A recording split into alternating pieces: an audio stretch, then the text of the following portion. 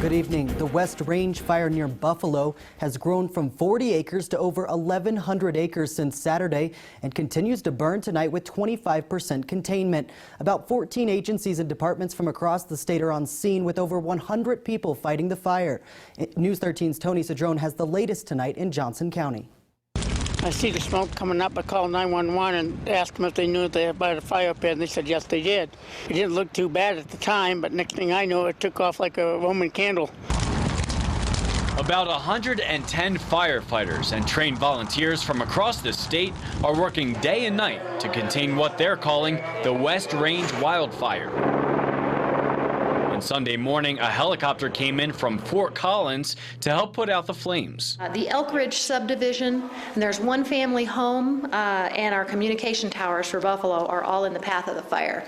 So they've put up structural protection in place, and they're working all night long to just make sure those things stay safe, and then also to combat where the fire's growing.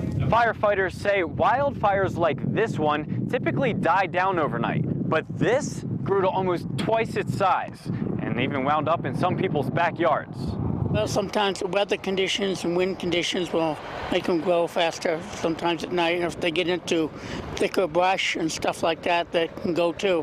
One Buffalo resident says the fire came right up to his backyard and he had to prepare for the worst.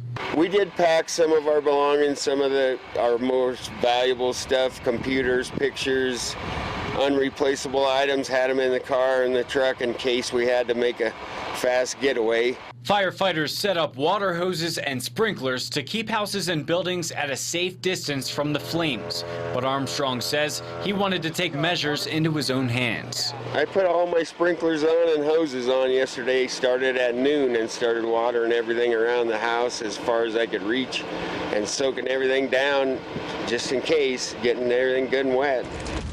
Tony Cedrone, News 13, Johnson County. Officials say the cause of the fire is still under investigation. Firefighters hope the snow in the next few days will help extinguish the fire.